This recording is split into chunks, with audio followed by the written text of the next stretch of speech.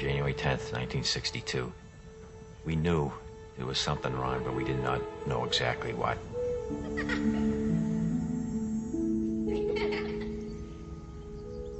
The doctor said, forget Rick. Put him away, put him in an institution. He's going to be nothing but a vegetable for the rest of his life. We cried a little bit. We talked, and we said, no, we're not going to put Rick away. We're going to bring Rick home and bring him up like any other child.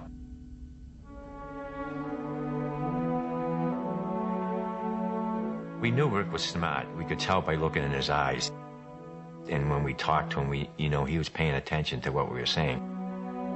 So we wanted to get a computer built so Rick could communicate with us.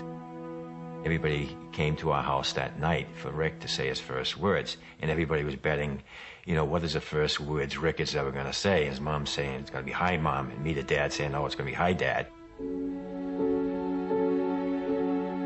Well, the Boston Bruins were going for the Stanley Cup, and the very first words Rick ever said was, go Bruins. Dick is a military man, so he knows a thing or two about commitment. This time, he's just months removed from a heart attack.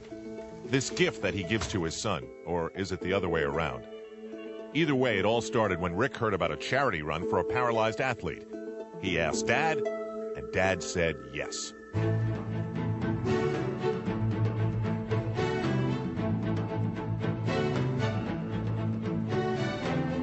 The gun went off, and we went off with all the other runners, and everybody thought that Rick and I would just go to the corner and turn around and come back. Well, we didn't. We finished the whole 5 miles, coming in next to last, but not last.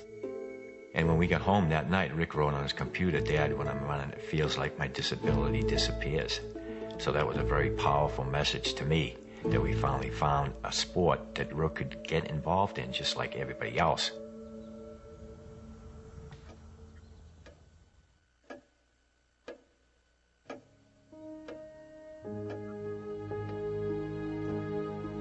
Rick is my motivator. He inspires me. To me, he's the one out there competing, and I'm just loaning him my arms and my legs so that he can compete.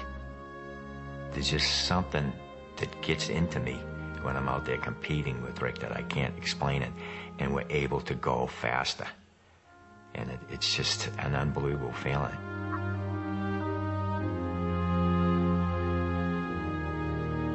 Rick and I love the Ironman triathlon.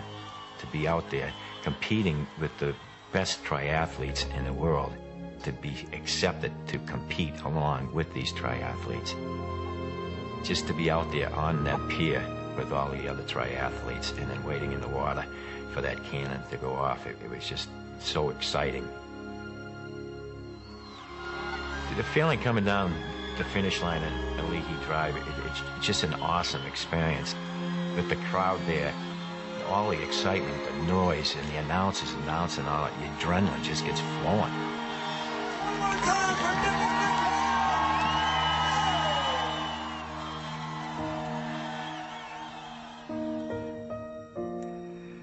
I may be disabled, but I live a very fulfilling life. And if someone takes the time to get to know me, they will realize that I am no different than anyone else. Here he is. He graduated from public high school. He's graduated from college. He's out there competing in road races and triathlons. He lives a happier life probably than 95% of the population. Rick would tell you that, if he was physically able to do something, that he'd probably play basketball or football or hockey. But then he always says, no, the first thing he'd do is sit down and have me sit down in his wheelchair and he'd push me. It really makes me feel good that he appreciates, what I'm trying to do to help him out, and he'd do the same thing for me.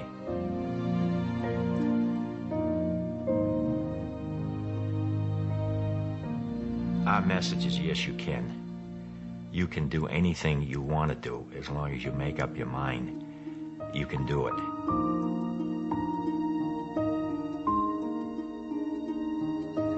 If you have ever searched for the meaning of life, stop. The answer lies right here. By the way, Ricky would want us to tell you, the Bruins look pretty good this year.